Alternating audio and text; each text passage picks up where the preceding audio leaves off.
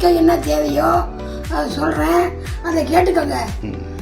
நல்லா 100 வெங்காயம், ஒரு 4 பச்சை மிளகா, 2 தக்காளி பழம், கொஞ்சம் கருவேப்பிலை, அவ்வளோதான்.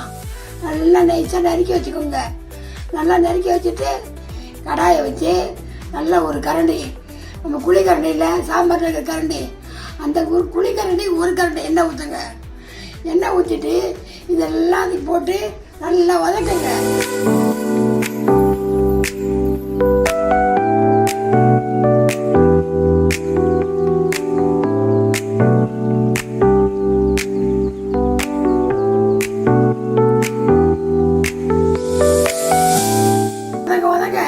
அதுக்கு மேலே மஞ்சத்தூள் தூவிட்டு அப்புறம் இன்னும் கிளறிட்டு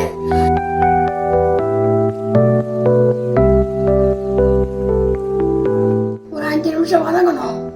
நல்லா வதங்கினதுக்கப்புறம் கருவாடை கழுவி சுத்தம் பண்ணி புழிஞ்சு போட்டு அதிலே போட்டு அதே நல்லா வதங்கணும்.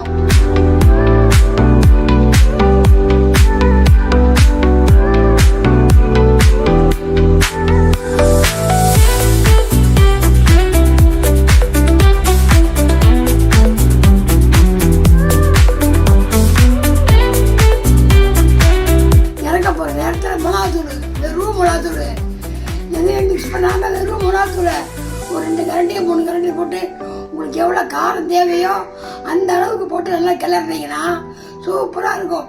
நல்லா கிளறி இறக்கலாம் போதும்.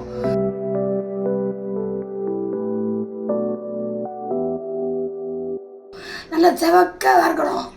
அவசரப்பட்டு எடுக்கக்கூடாது. நல்லா வெந்து எல்லாம் ஒன்று போல வரும்.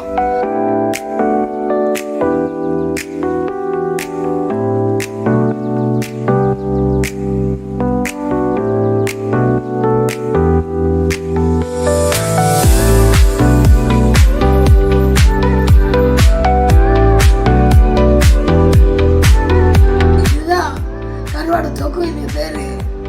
செஞ்சு பாருங்க, அப்புறம் சொல்லுங்க. வேற எதுவும் சொல்றேன்.